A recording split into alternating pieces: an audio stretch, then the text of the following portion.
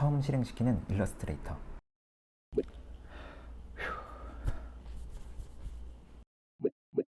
응? 응? 어? 모르겠다. 이거 어떻게 쓰는 거야?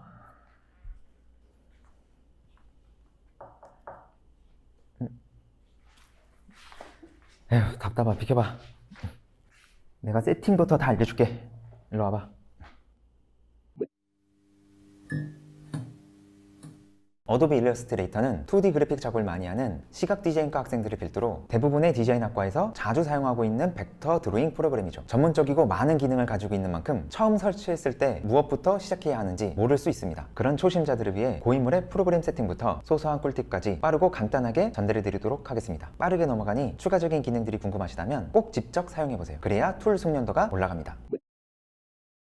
자, 이제 세팅을 시작해 볼까요? 먼저 Create New 혹은 커맨드 N으로 새 작업을 시작해 봅시다. 항상 작업을 시작할 때는 작업의 결과물이 인쇄물인지 디스플레이 화면인지에 따라 도큐먼트 설정을 먼저 해줘야 합니다. 인쇄물이라면 밀리미터의 CMYK, 화면이라면 픽셀의 RGB, 이런 식으로 말이죠. 그리고 아트보드 크기를 알맞게 설정하고 PPI를 300으로 설정하고 Create. 새로운 도큐먼트를 열었으면 먼저 프리퍼런스의 제너럴에 들어가서 키보드 인크러먼트 값을 바꿔줄게요. 이건 키보드 방향키로 오브젝을 옮길 때 그 간격 값을 설정하는 거니까 원하는 정확한 값으로 바꿔주세요. 그리고 퍼포먼스 탭으로 가서 언두 카운트 값도 조정할 수 있어요. 이건 슈링 취소를 최대 몇 회까지 할 수 있는지 설정하는 건데 일러스트에서는 기본값인 100회 정도면 그냥 적당하답니다. 하지만 메모리를 잡아먹는 부분이니까 자기 컴퓨터 메모리에 맞춰서 줄이거나 늘려주세요. 그 다음에는 실질적인 작업 화면, 워크스페이스를 설정해 볼게요. 화면 우측 상단에 여러 가지 프리셋들이 있지만 정말로 실제로 사용하는 기능들만 보일 수 있게 직접 구상하는 것을 알려드리겠습니다. 윈도우 탭에서 가장 먼저 컨트롤, 상단바를 열어줍니다. 공통적으로 쓰이는 기능들이거나 각 툴별 필요한 조절값들이 요약되어서 뜨는 바이니까 꼭 열어주세요. 꽤나 편리하답니다. 그리고 툴바는 어드밴스로 변경해주세요. 그러면 더 많은 툴들이 나타난답니다. 툴에 대한 설명은 영상 후반부에서 설명해 줄게요. 자, 다음은 필요한 패널들을 꺼내봅시다. 각 패널들에 대한 설명도 워크스페이스를 완성시킨 후에 설명해 드릴게요. 먼저 레이어 패널입니다. 레이어 패널이 두 번째 위치에 있는 것을 앞으로 옮겨주세요. 레이어 패널은 자주 쓰는 패널이거든요. 윈도우 탭에서 얼라인 패널을 꺼낸 후 패널의 상단을 드래그해서 레이어 패널 바로 위로 옮겨줍니다. 그리고 뒤에 있는 패스파인더 패널을 앞으로 옮겨주세요. 이것도 자주 쓰거든요. 그리고 각 패널의 우측 상단을 보면 옵션의 유무를 확인할 수 있습니다. 다음은 윈도우에서 어피어런스 패널을 꺼내줍니다. 그리고 컬러도 꺼내주고요. 바로 그 옆에 그라디언트 패널도 꺼내 붙여줍시다. 다시 윈도우를 열고 스트로크를 어피어런스와 병합해줍니다. 이 패널도 옵션을 확인해 보아도 좋아요. 마지막으로 타입에서 캐릭터와 캐릭터 스타일을 꺼내주고 둘을 합쳐 넣어줍니다. 이제 필요한 패널들을 모두 꺼냈으니 작업을 하면서 필요한 패널들을 그때그때 펼치고 접어주면서 활용해주면 전문가 포스를 풀풀 풍길 수 있습니다. 이제 아주 기본적이거나 자주 쓰는 툴들을 설명해 주도록 하겠습니다. 그리고 동시에 관련 패널들도 중간중간 설명해 드리도록 하겠습니다. 자, 이렇게 옆에 세모 표시가 있는 툴들은 우클릭 시 추가 툴이 나오니 먼저 확인해 놓고 위치를 기억해 두면 좋겠죠? 또 이렇게 마우스를 갖다 대면 단축키가 뜨니까 꼭 단축키를 외워주도록 합시다. 먼저 셀렉션입니다. 이렇게 오브젝트들을 클릭으로 단순 선택, 드래그로 복수 선택해 줄 수 있는 툴이죠. 밑에는 조금 다른 다이렉트 셀렉션 툴인데요. 오브젝트를 이루는 점인 앵커 포인트를 따로 선택해서 조절할 수 있게 만들어주는 툴입니다. 매직한드 툴은 이렇게 더블 클릭을 해서 패널에 있는 기능들과 함께 사용해주는 것이 좋습니다. 채워진 색상, 선의 색이나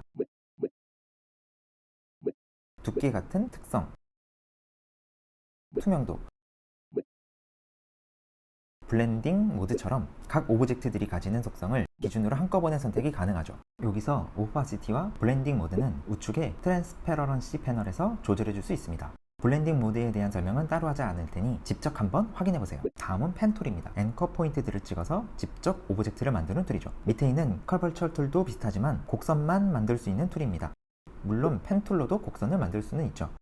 타입 툴은 텍스트를 넣는 툴입니다. 클릭으로는 바로 텍스트를, 드래그로는 텍스트 박스의 크기를 지정할 수 있습니다. 그리고 이렇게 텍스트를 치다가 ESC를 누르면 바로 셀렉션 툴로 돌아올 수 있죠. 그리고 동시에 캐릭터 패널도 같이 설명하겠습니다. 캐릭터 패널에서는 폰트 사이즈, 행간, 자간, 높이, 넓이 등 텍스트를 조절할 수 있는 기능들이 있으니 직접 확인해보면서 따라오시기 바랍니다. 캐릭터 패널에서 이렇게 수치를 입력해 조절한 캐릭터를 캐릭터 스타일 패널에서 저장해주면 빠르게 활용이 가능하답니다.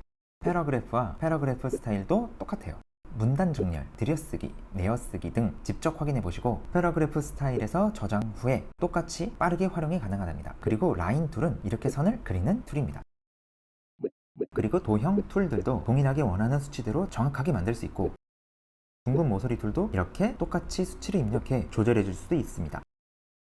그리고 폴리곤 툴로 삼각형부터 오각형, 칠각형 이상까지 방향키로 손쉽게 만들어 줄 수 있답니다. 브러쉬와 쉐이퍼 툴은 이렇게 직접 마우스로 그려서 오브젝트를 만드는 툴인데 보통 포토샵에서 많이 쓰는 기능이니 넘어가도록 하겠습니다. 이레이저 툴도 브러쉬와 쉐이퍼 툴처럼 직접 마우스로 지우는 툴인데 오브젝트를 이렇게 지우면 오브젝트가 그 모양대로 잘리는 것이 특징입니다. 로테이트 툴도 말 그대로 오브젝트를 돌리는 툴인데 셀렉션 툴로도 바로 돌릴 수 있지만 이렇게 정확한 값으로 돌리거나 복사하면서 돌리는 것도 가능하고 돌리는 기준점을 설정할 수 있다는 것이 특징입니다.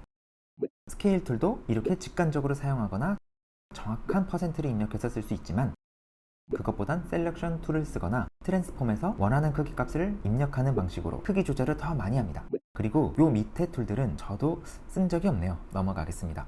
라이브 페인트, 퍼스펙티브, 메쉬 툴들은 한 번씩 직접 사용해보는 정도면 적당합니다. 그리고 그라디언트 툴, 그라디언트 툴로 이렇게 만들어주시고 그라디언트 패널에서 타입도 여러가지 활용이 가능하고 그레디언트 슬라이더에서 이렇게 포인트를 만들어서 색상 변경은 물론 오퍼시티 조절로 채움에서 투명으로 변경이 가능합니다. 컬러 피커 툴로는 이렇게 오브젝트들을 선택해서 다른 오브젝트로 원하는 색상, 스트로크의 색상과 두께, 오퍼시티 등 바로 오브젝트에 적용시킬 수 있습니다. 그리고 이렇게 아이콘을 더블 클릭하면 뽑아내거나 적용시키고 싶은 요소들을 설정할 수도 있습니다.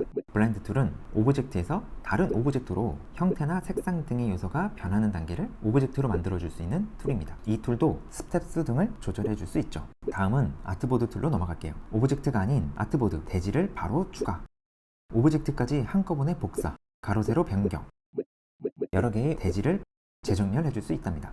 핸드는 화면을 이동하는 데, 줌은 화면을 확대하고 축소하는 데 사용하는 툴이라서 정말 많이 쓰기는 하는데 사실 툴을 선택해서 쓰기보단 단축키를 이용해서 쓰는 것이 더 프로페셔널하죠. 핸드는 스페이스바를 누르고 마우스 드래그로 원하는 방향으로 이동해서 쓸 수 있고 줌은 커맨드를 누르고 마우스 휠로 줌인, 줌아웃을 할 수도 있습니다. 이제 툴바 밑에 있는 필하고 스트로크 박스입니다. 기본 설정으로 기본값으로 리셋, 필이랑 스트로크 색상을 반전, 필이랑 스트로크 중 활성화 변경, 박스 더블 클릭을 해서 색 변경 창 띄우기를 해줄 수 있죠. 그렇지만 색 변경은 따로 창을 안 띄우고 해줄 수 있도록 패널을 열어두었답니다. 그리고 상단 컨트롤 바에도 기능이 있으니 참고하면 좋겠습니다. 이어서 앞서 설명하지 못한 패널들을 설명해 볼게요. 먼저 온라인은 여러 개의 오브젝트들을 선택해서 좌, 중, 우, 상, 중, 하 정렬을 해주거나 간격을 조절해주는 기능입니다. 온라인에 대해 더 설명하자면 패널에서 이 아래에 있는 것들이 뭘 기준으로 정렬할 것인가를 선택해 줄 수 있는 건데요.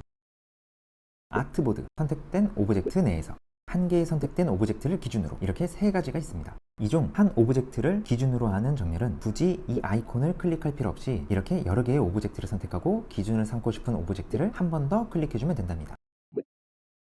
또 패스파인더는 두 개 이상의 오브젝트를 합치거나 규칙합된 부분을 빼거나 그 부분만 남기는 등의 형태를 만들어주면서 한 개의 오브젝트로 만들어주는 기능입니다.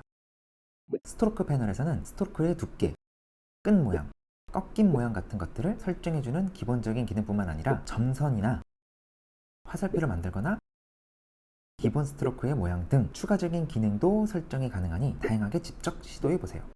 어피어런스는 포토샵의 레이어처럼 이미 적용된 이펙트 값을 나중에 조절할 수 있습니다. 마지막으로 레이어는 포토샵의 레이어 기능과 다르게 오브젝트별로 레이어를 가져서 그루핑이나 클리핑 마스크 등의 복잡한 상황에서 각 객체 선택이 가능해 정리가 용이하다는 것이 특징입니다. 지금까지 많고 많은 일러스트레이터의 기능들 중 자주 쓰고 또 핵심적인 기능들을 살펴보고 그것들을 더 빠르고 쉽게 쓸 수 있는 환경들을 설정해 봤는데요. 저희 영상을 보신 분들은 꼭 이 기능을 10분 활용해서 작업 시간을 마구마구 줄일 수 있었으면 좋겠습니다. 그 외의 기능들에 대한 설명들이 필요하시다면 구독과 좋아요 또 댓글로 알려주시면 빠른 시일 내에 영상으로 알려드리도록 하겠습니다.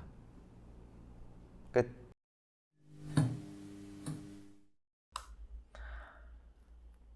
이거 어떻게 쓰는 거야?